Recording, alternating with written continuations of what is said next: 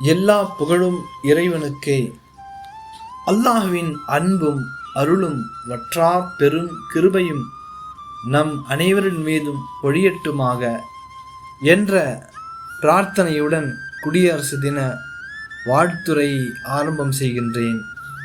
நம் இந்திய தேசத்தின் 77ஆம் ஆண்டு குடியரசு தினத்தை கொண்டாடி மகிழும் நாட்டு மக்கள் அனைவருக்கும் என் நெஞ்சம் நிறைந்த குடியரசு தின நல்வாழ்த்துக்களை தெரிவிப்பதில் பெரும் மகிழ்ச்சி கொள்கின்றேன்.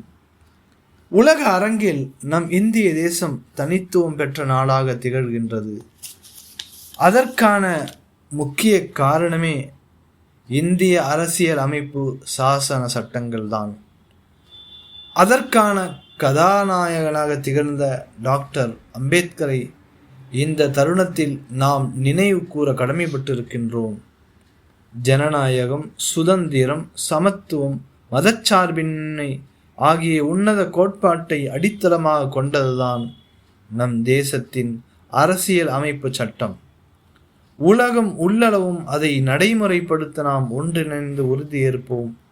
இந்த அற்புதமான தருணத்தில் நம் முன்னோர்களின் வழி நிறைந்த சுதந்திர போராட்ட வரலாற்றையும் நினைவு கூறுவோம்.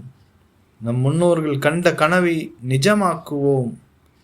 ஜாதி சண்டை, மத மோதல்கள் இல்லாத, வெறுப்பு அரசியல் இல்லாத தேசத்தை உருவாக்குவோம். அனைவருக்கும் சமநீதி, சமத்துவம், சகோதரத்துவம், மனிதநேயம் மேலோங்க இந்த நன்னாளில் நாம் உறுதியேற்போம். உலக அரங்கில் நம் தேசத்தை முன்னேறிய நாடாக வலுப்படுத்த நாம் ஒன்றிணைந்து பாடுபடுவோம். அனைவருக்கும் குடியரசு தின நல்வாழ்த்துக்கள். ஜெய் ஹிந்த். அஸ்ஸலாமு அலைக்கும் வரஹ்மத்துல்லாஹ்.